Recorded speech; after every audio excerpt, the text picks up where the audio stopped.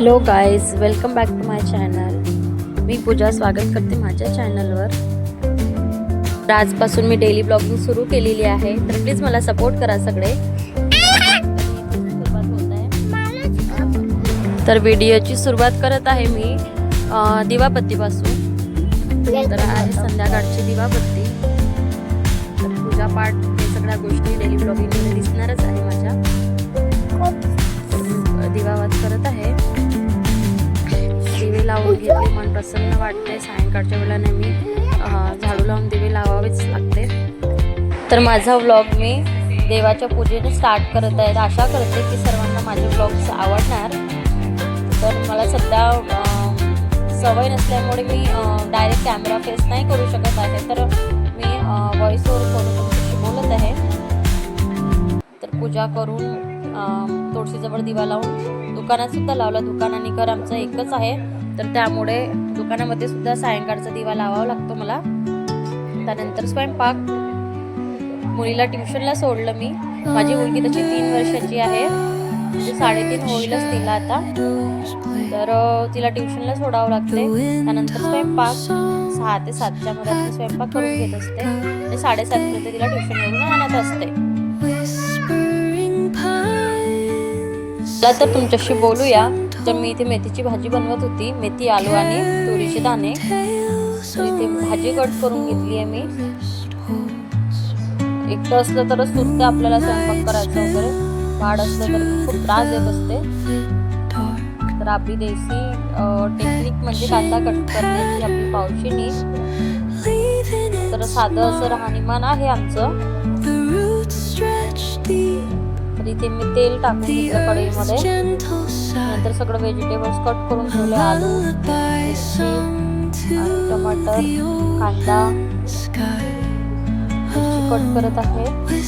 फोडणी देते भाजीला. आपण इकडे साईडला भात आणि वरण मांडून घेतलं मी. वेगवेगळं मांडलं आहे कारण मला पटकन हे करायचं होतं. डाळ आणि भात फोडणी घातली.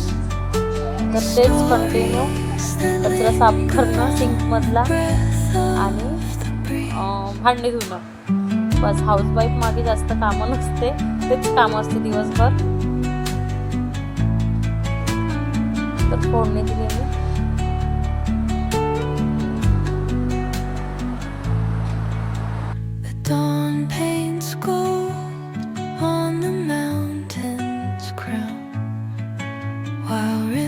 Whisper truth as they flow down,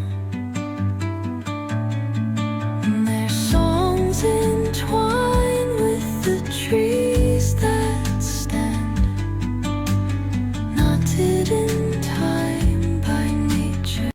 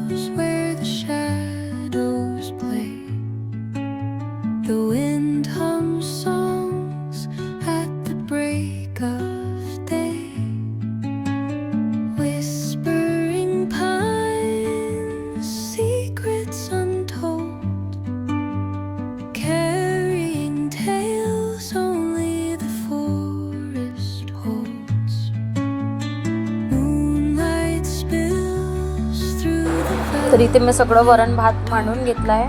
मी कणिक मळत आहे. etching patterns. कणिक मळून घेतली तोपर्यंत भिजत ठेवलं की पोळ्या छान बनते. तेव्हापर्यंत मी कणिक मळतपर्यंत बाकीचं माझं शिजवून जाते वरण भात वगैरे. इकडे भाजी पण शिजत होती. पोळ्या बनवल्या. Whispering pines, sing me your tune. Caught in the rhythm of the stars and the moon.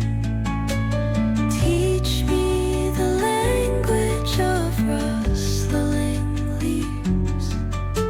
Stories that linger on the breath of the breeze.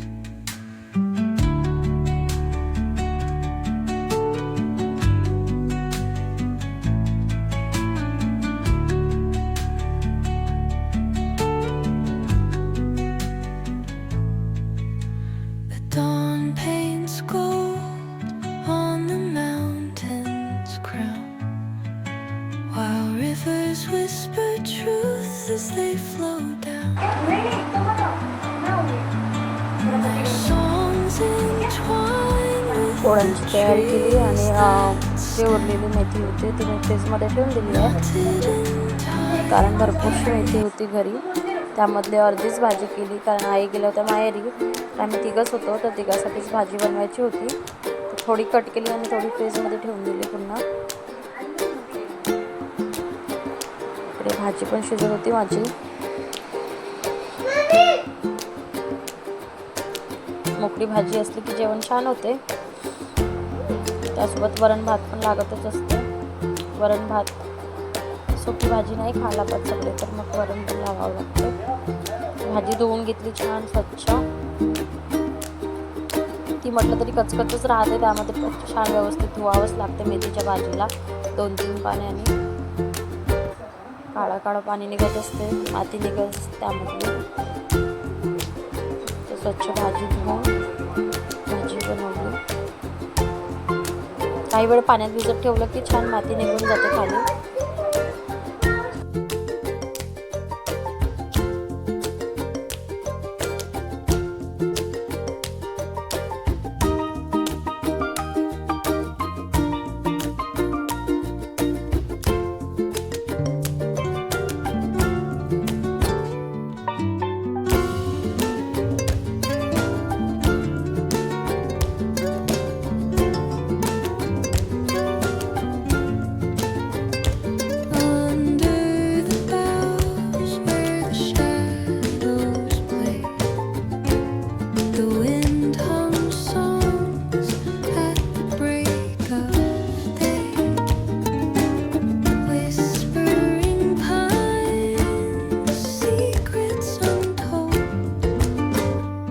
इथे भाजी सोडून दिली मी कढईमध्ये. नंतर मिक्स काही वेळपर्यंत शिजू दिली छान.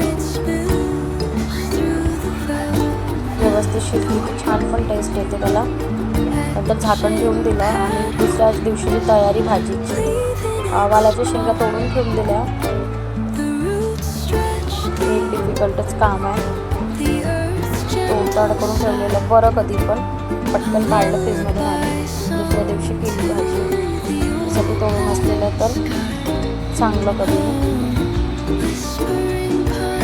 आपल्या बायांमध्ये किती कामं असते ते दिवसभर कोणालाच दिसत नाही. किती कामं असते तरी दिवसभर तू काय करते असंच म्हणत असते माणसं लोक. तर त्यानंतर मॅडमला घेऊन दिलं होतं किचन सेट. खूप मागे लागली होती की मला किचन सेट घेऊन दे मम्मा, जर तू घेऊन देशील तरच मी ट्युशनला जाणार. तिच्यासाठी मी किचन सेट घेऊन दिला.